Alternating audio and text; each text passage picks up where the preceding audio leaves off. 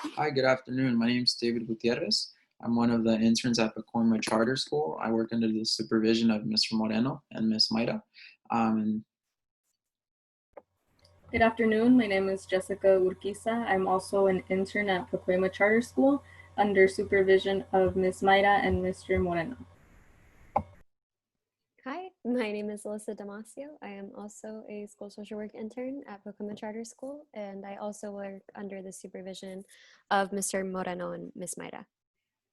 yeah, and today's recording is just a summary of walkthrough of the workshop that we had earlier today on emotional regulation and parenting. So we wanted to record this in case you weren't able to attend the workshop at 9 or 10 a.m. this morning for your reference. So I'll go ahead and share my screen and you'll be able to see a PowerPoint on your end. Feel free to follow along. Thank you.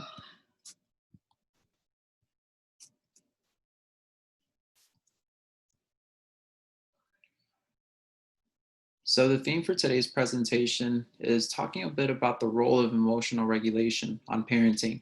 So in this presentation, we'll discuss what exactly emotional regulation is and the benefits it has on parenting in terms of communication styles and the relationship building with the child, especially considering coronavirus and COVID-19, how it can help us express our emotions more effectively in a safe and proactive manner.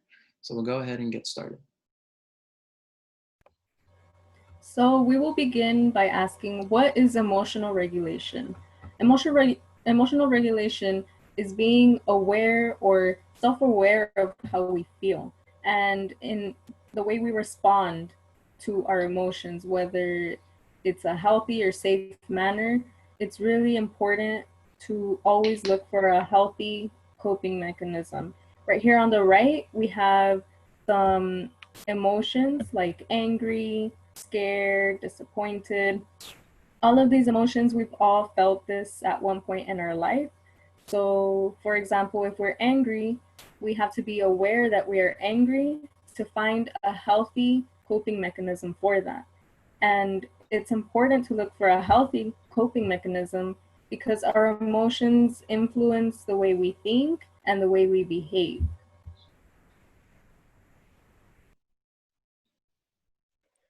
When we recognize that we are experiencing a strong emotion, it can be very useful to name that feeling. And that goes into taking it a step further. If you look at the wheel on the right, let's say I may notice that I'm feeling sad, or I may notice that I'm feeling angry, because we can feel, more than one emotion at the same time.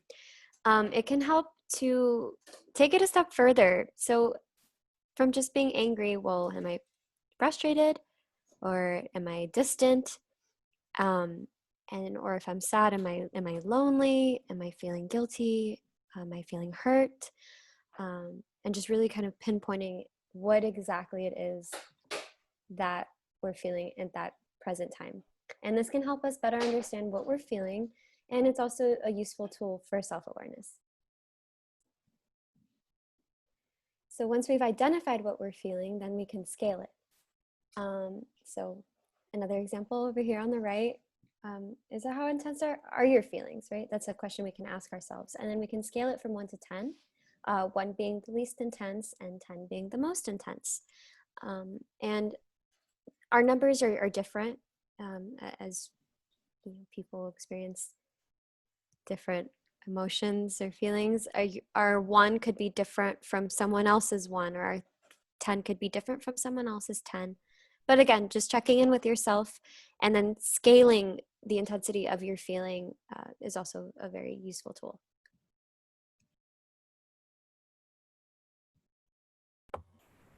Why is this important? It's very important to identify, to name or scale our emotions to help us see what is the best way to eliminate the negative emotions or the strange feelings we feel. On the right, we have a square breathing exercise. It's an exercise that can work for any emotion, however you feel. And it's basically goes all the way around a square. We breathe in for 4 seconds, hold in that breath for 4 seconds, breathe out for 4 seconds, and just hold that for 4 more seconds until we feel better. But it's always important to be realistic. Breathing exercise, doing it once will not really make you go from a scale of 10 to a happy 1 just by doing it once. So we will need different coping mechanisms other than breathing to get rid of that negative emotion. Sometimes it may be difficult and we may not want to talk to anyone, but it can be very helpful to just open up to someone, a family member, a friend, to talk about our feelings and reflect what it is that we're feeling and how we can fix it. So now we're going to discuss a little bit about why it's sometimes difficult to talk about our emotions or express our emotions. So there's several reasons. So the ones we'd like to share with you today are talking about our feelings, for one, can make us vulnerable. So it can put us in a very vulnerable state with others. Our feelings are something very intimate, very private and personal. It can reveal things that we're thinking about, can reveal things about our past, things that we've experienced that we may not feel comfortable sharing with others, whether they're friends, family, or complete strangers. For example, when we share something that's meaningful to us, say a story with an individual, and they share it with someone else, and it doesn't stay within the conversation, you may feel embarrassed, or you may feel ashamed afterwards as well, or you may feel embarrassed because you're disclosing how you feel. Maybe you have an emotional reaction when you're sharing. You may start crying. You may turn red, or you may get tripped up with your words. It just depends, and it influences what we choose to share at times as well.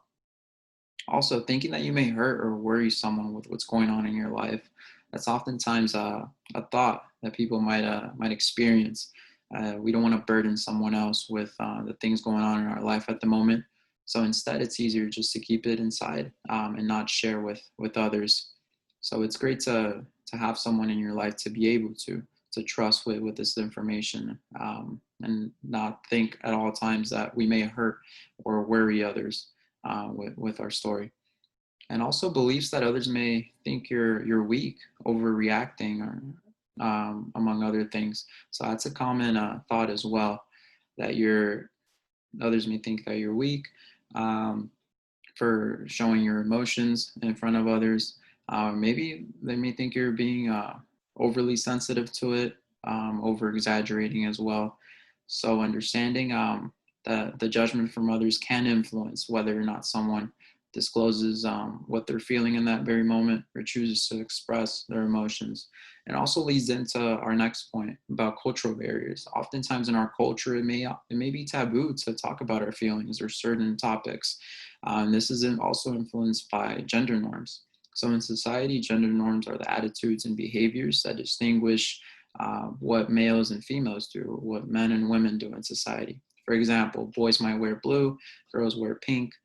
Boys may play with trucks or cars, and girls may play with dolls. So it's the attitudes that are decided by members of our society of what's appropriate and what's not appropriate for a male to do and a woman to do. So oftentimes we hear certain phrases such as the one seen here: boys don't cry. Oftentimes boys are told that they shouldn't cry, they shouldn't be emotional and express their feelings because others may be judging them, because maybe they shouldn't express their emotions. Maybe they should be the strong one in the family, the stronger sibling if they're the older sibling. Um, but more often than not, you're more likely to feel more comfortable seeing maybe a girl or a woman crying versus maybe a boy or a man crying. And also your personal reaction to that also says a lot about the influence of our culture and gender norms on emotional expression at the individual level. So that's something to think about. So now we will talk about self-awareness and self-reflection of our own emotions. Self-awareness is getting a deeper understanding of one's own life and emotions, because the more we know about ourselves, the more we know about our emotions, we will have a better grip of approach to when we don't feel good. We can also reflect on prior experiences that we may recall being really angry, and we won't we will remember what we do.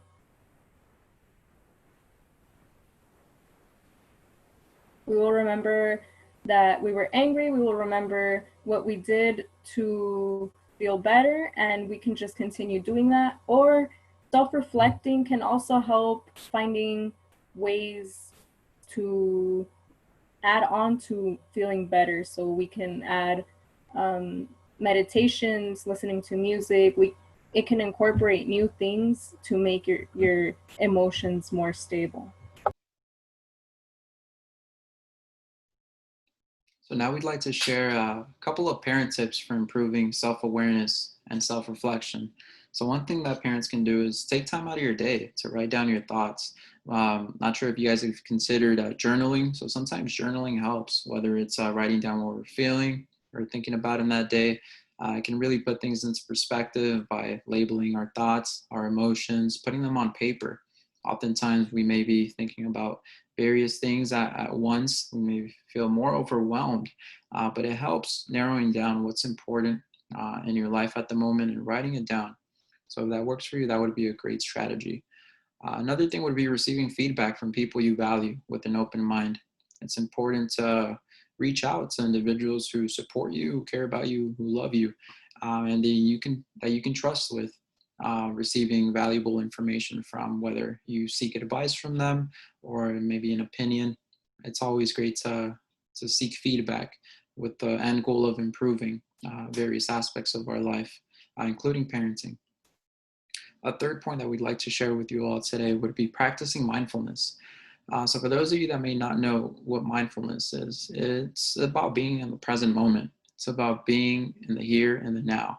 Oftentimes, we may be very busy with our schedules, our routine, very overwhelmed with a lot of experiences that we've had, and we tend to focus on the past. We're reminded about the past, or maybe we're thinking about the future. We're thinking far ahead in advance, maybe plans we have for the weekend, for the next months, or maybe something we have to do later today. So oftentimes we're not in the moment itself. So it's important to remind ourselves to return to that present moment when emotions stir up inside. And that can help us center in on what we're thinking about and what we're feeling as well. And we like to share a couple of options. So there's several apps that can provide opportunities for instance, guided meditation, which is one helpful mindfulness activity that you can practice to help improve your self-awareness and self-reflection. You can find these for free on YouTube or also on applications such as the Headspace app on your phone. Also, checking in with yourself daily is very important. And why is this? Because it helps you understand what might be making you feel a certain way. So check in with yourself. I know we can be very busy with our schedules, but allotting some time for your own thoughts, and it's important to check in with how you're doing, the things that may be influencing the way you think and behave with others. So check in with yourself, whether you're leaving work, you're driving on your way home, maybe you catch the bus, maybe you're walking, maybe you're running a couple errands, and you have spare time, or doing an activity you like. So just find time to check in with yourself and see what's going on. And learning to recognize your triggers. So triggers are things that may set you off. For instance, if you're feeling very overwhelmed and something doesn't necessarily go as planned or goes wrong, you may feel a little agitated. You may have different emotional responses based on what exactly the trigger is, such as maybe coming home to a messy household after a long day of work. It can be very triggering. Maybe you might lash out, you might want to scream at someone, or maybe you're just not going to respond in the way you'd like to in a healthy and safe, proactive manner. So these are all considerations that can help improve awareness and reflection. What is a feeling thermometer? So the feeling thermometer is pretty similar to the other scaling slide. And again, this can be another tool to use to check in with yourself and how you're feeling. And depending on the grade level or the age of your child, this is also something that you can use with them as well. So again, it's another tool to check in with yourself based on how you're feeling during that present time or day. And lastly, we want to provide some tips on moving towards the green zone. So as you see in the thermometer, the emotions that we might feel at the very bottom towards the green represent less intense emotions. Less intense would refer to maybe feeling more relaxed, more calm, more happy. So what can we do to move towards that green zone? So we want to provide you guys with a couple of tips. So first of all, it's okay to take a break. When things get overwhelming, relax, you deserve it. After all, you do so much for your kids as parents. So taking the time for yourself is great in helping to return to the green zone or moving down the thermometer as well.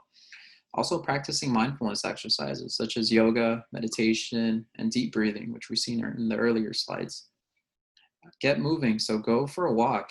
Sometimes just going out for a walk in nature, whether it's a hike or around your neighborhood, can really help to de-stress and sort out your thoughts and receive more clarification with what you're thinking about, what's been going on in your life.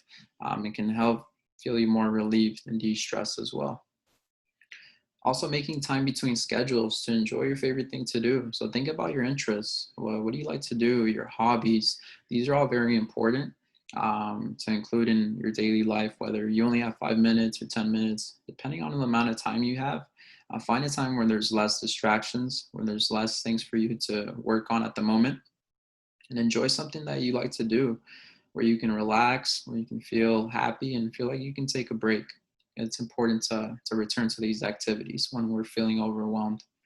And most importantly, talking to someone. So this can be an individual that you trust, that you care about, that supports you. This can be a partner, could be a husband, wife, boyfriend, girlfriend. It could be a relative, coworker. It can be anyone in your life who you can always depend on to uplift your spirit and make you feel better.